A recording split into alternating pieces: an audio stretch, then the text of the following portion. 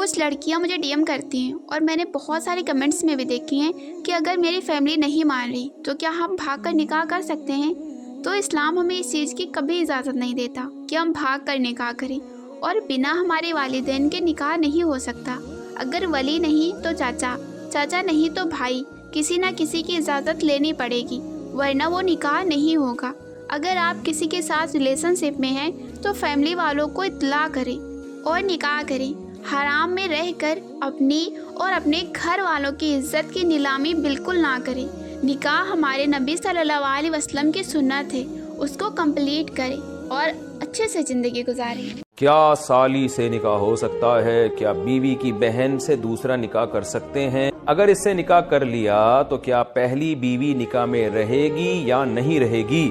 آپ کے نکاح میں جب ایک خاتون ہے تو اس کی بہن میں آپ کو بالکل بھی دلچسپی کی شریعت نے اجازت نہیں دی ہے، وہ آپ کے لیے نامحرم ہے اور اس سے نکاح بھی آپ کے لیے حرام ہے۔ تو اگر کسی نے پہلی بیوی کے ہوتے ہوئے اس کی بہن سے نکاح کر لیا تو یہ بہن سے جو نکاح کیا ہے نا دوسرا، یہ نکاح کالعدم ہے، اس کا ہونا نہ ہونا برابر ہے، تو فوراً اس سے علیحدگی اختیار کر لے۔ پہلی بیوی کا نکاح برقرار ہے، اس کی بہن سے جو نکاح ہوا ہے وہ ناجائز ہے۔ سسٹر کا کوشچن ہے کہ جی میرے پیرنٹس میرے شوہر کے ساتھ بالکل خوش نہیں ہیں، لیکن میں اپنی شادی سے سیٹسفائیڈ ہوں، وہ میرے پیرنٹس کہتے ہیں کہ اس شوہر کو چھوڑ دیں، تو کیا اسلام کیا کہتا ہے؟ اسلام یہ کہتا ہے کہ آپ اپنے شوہر کی اطاعت کریں گی، اگر آپ اس کے ساتھ خوش ہیں تو آپ اس کے ساتھ ہی خوش رہیں گی۔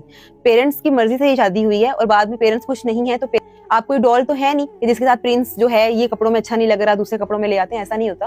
تو اگر آپ اپنے شوہر سے سیٹسفائیڈ ہیں تو آپ اپنے پیرنٹس کو یہ سمجھائیں گی کہ آپ میری شادی شدہ زندگی میں انٹرفیئر نہ کریں، آپ میری شادی شدہ زندگی میں انٹرفیئر نہ کریں۔ ہم جس طرح کہتے ہیں نا کہ مرد تو کہتے ہیں کہ جی آپ کے پیرنٹس کون ہوتے ہیں، ساس سسر کون ہوتے ہیں بہو کے معاملات میں بولنے والے، تو اسی طرح عورت کے ماں باپ کون ہوتے ہیں اپنے داماد کے معاملات میں بولنے والے، جبکہ وہ آپ کی بیٹی کو خوش بھی رکھ رہا ہے۔ تو اسلام اس چیز کی اجازت نہیں دیتا۔ ہاں یہ ہے کہ جو معاملات خراب ہیں ان کو سارٹ آؤٹ کر دیں، ان کو دونوں کو آمنے سامنے بٹھائیں اور ان معاملات کو کوشش کریں حل کرنے کی، اور بتائیں کہ آپ اپنے شوہر سے بھی محبت کرتی ہیں، اپنے ماں باپ سے بھی محبت کرتی ہیں اور دونوں کو بغیر نہیں رہ سکتی۔ تو یہ پیرنٹس کو یہاں پہ سمجھنا ہوگا، اگر آپ کے پاس پیسہ ہے تو بہت اچھی بات ہے، اس سے آپ لوگوں کی مدد کریں۔ اسلام میں ایک طریقے سے جہیز دینا جائز بھی ہے۔ اسلامی نقطہ نظر سے جہیز کا ایک ہی نقطۂ نظر ہے کہ داماد کی حیثیت کو دیکھا جاتا ہے۔ اگر اس کی ہڈی پسلی مضبوط ہے، وہ بزنس مین ہو، کمانے والا بندہ ہو، تو کوئی بھی جہیز کی ضرورت نہیں۔ شوہر اپنی بیوی کے لیے خود کمائے، اور اگر وہ کمانے والا نہ ہو اور مالی طور پر بھی کمزور ہو تو پھر لڑکی کا باپ اپنے داماد کو تعاون کر سکتا ہے، لیکن خود سے جہیز کی ڈیمانڈ نہیں کرنا چاہیے کہ جہیز دو گے تو شادی کروں گا، اتنا دہیز دو گے تو شادی کروں گا۔ جہیز کا کوئی تصور اسلام میں نہیں ہے۔ اسلام میں جہیز لینا حرام ہے، لیکن ماں باپ اپنی مرضی سے اپنی بیٹی کو کچھ دینا چاہیں تو دے سکتے ہیں۔ شادیوں میں ایک رسم ہوتی ہے سلامی کے نام سے۔ لوگ سمجھتے ہیں کہ کوئی دین کا کام کر رہے ہیں کیونکہ اس کا نام سلامی ہے۔ یہ دین کا کام نہیں ہے، یہ بے حیائی کا کام ہے، یہ بھکاریوں کا کام ہے۔ اس میں جو دلہن کی بہنیں ہوتی ہیں وہ بغیر پردہ کے آتی ہیں، دلہے کو دودھ یا مٹھائی یا کوئی بھی چیز کھلاتی ہیں، یا پیسے نوچھاور کرتی ہیں، یا کچھ بھی چیز کرتی ہیں اور سونے کی انگوٹھی پہناتی ہیں یا پھر چاندی کی۔ اگر چاندی کی بھی ہے تو بھی حرام ہے کیونکہ غیر محرم اسے پہنا رہی ہے، اور دلہا بھکاری بن کر رومال لے کر بیٹھا ہوتا ہے اور اس کو عورتیں بھیک دے رہی ہوتی ہیں۔ اس کو دین کا کام مت سمجھے۔ دین کبھی بے حیائی کو پروموٹ نہیں کرتا، لہٰذا اس رسم کو اپنے شادیوں اور اپنے معاشرے سے ختم کیجیے۔ آج بھی اگر جہیز کی سنت یاد ہے تو ہونا تو یہی چاہیے کہ عورت کے باپ بھائی سے نہیں، خود اپنے ہاتھوں سے کما کر کے حاصل کرو۔ بہت سارے آج کے دور میں بھی بھکاری پیدا ہوئے ہیں۔ میں تو ان سے ہمیشہ یہی کہتی ہوں جن کی طلب یہ ہے کہ شادیاں اس لیے کرنا چاہتا ہوں، مطالبہ اس بات کا کر رہے ہیں کہ ہمارے گھر میں شادیاں ہیں اور جہیز، اور سامنے والے مانگ رہے ہیں جہیز دینا ہے، بائک دینا ہے، فلاں دینا ہے۔ کیا تعاون ہو سکتا ہے؟ کیا بائک دینے کے لیے ولما فاؤنڈیشن تیار کیا گیا ہے؟ جہیز کے لیے میں تو یہ کہہ رہی ہوں بائک دینا یا نہ دینا بات کی بات ہے۔ اپنی بیٹی ہی مت دو ایسے بھکاری کو۔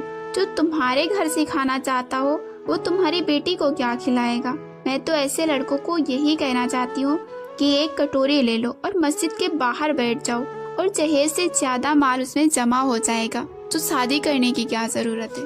جو شخص بیٹی کے پیدائش پر خوشی کرتا ہے، اچھا نام رکھتا ہے، اچھی تربیت کرتا ہے اور اچھے گھرانے میں اس کی شادی کر دیتا ہے۔ اللہ کے نبی صلی اللہ علیہ وسلم نے فرمایا، میں محمد بیٹیوں کا باپ بن کر آیا ہوں۔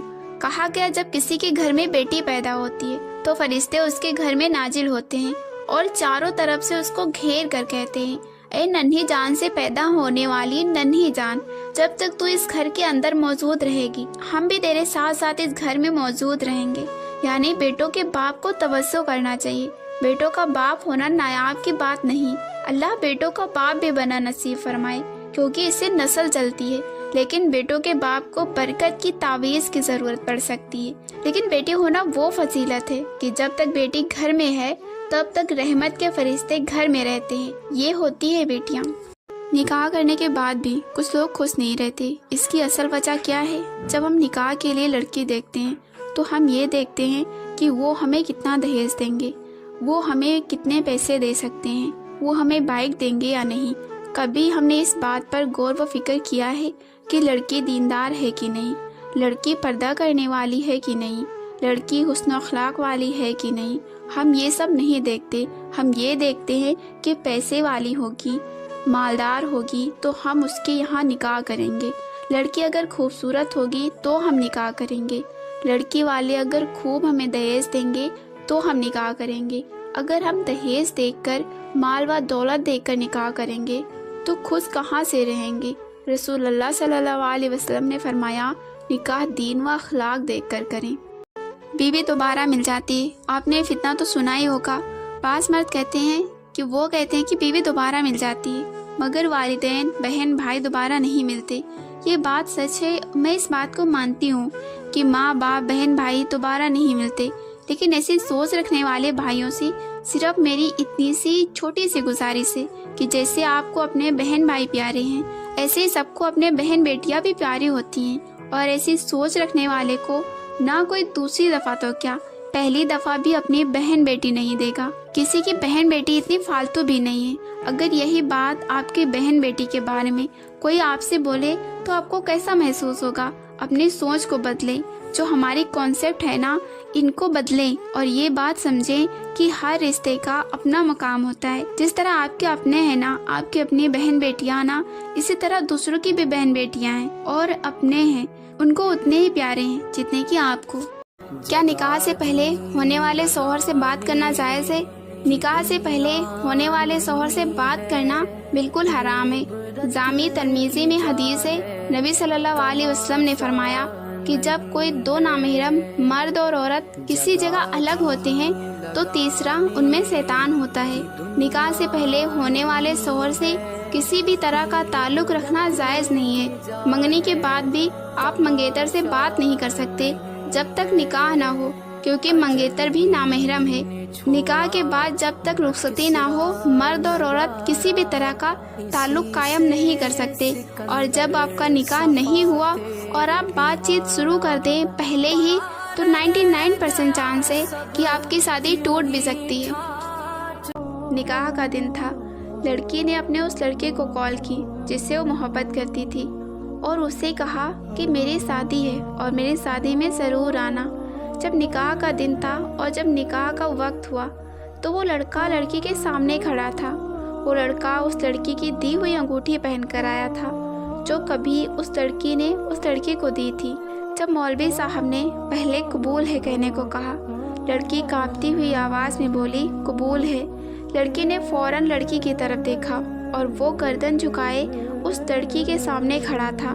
مولوی صاحب نے دوسرا قبول ہے کہنے کو کہا تو لڑکے نے انگوٹھی اتار دی۔ جب لڑکی نے تیسرا قبول ہے کہا تو لڑکے کی آنکھ سے ایک آنسو نکل کر اس کے رخسار پر آ گرا۔ اس لڑکے کے ہاتھ سے انگوٹھی گری اور وہ وہاں سے چلا گیا۔ اے بنتے ہوا، ایسے کسی کی زندگی میں جا کر اس کی زندگی برباد نہ کر۔